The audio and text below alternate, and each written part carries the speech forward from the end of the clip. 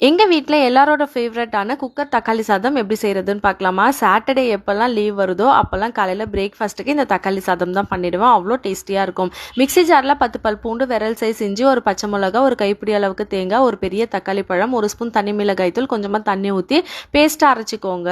குக்கர்ல எண்ணெய் சேர்த்து சூடானதுக்கு அப்புறம் பட்டை, லவங்கம், ஏலக்காய், சோம்பு, கருவேப்பிலை பொரிஞ்சதுமே 2 பெரிய வெங்காயம், கீறி வச்ச 2 பச்சை மிளகாவை சேர்த்து வதக்கிக்கோங்க. 2 பெரிய தக்காளி பழம், ஒரு கைப்பிடி அளவுக்கு புதினா கொத்தமல்லியை சேர்த்து தக்காளி பழத்தை குழைவா வதக்கிக்கோங்க.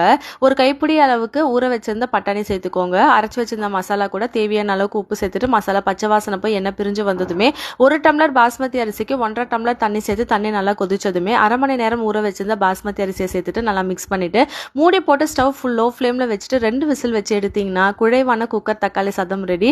செம்ம டேஸ்டா இருக்கும். ஆற வச்சு சாப்பிட்றத விட வீட்டில் எல்லாரும் இருக்கும் போது சுட சுட கொதிக்க கொதிக்க சாப்பிடும் போது டேஸ்டியா இருக்கும். ட்ரை பண்ணீங்கன்னா கமெண்ட் பண்ணுங்க. நாளைக்கு வேற ஒரு ரெசிபில சந்திக்கலாம்.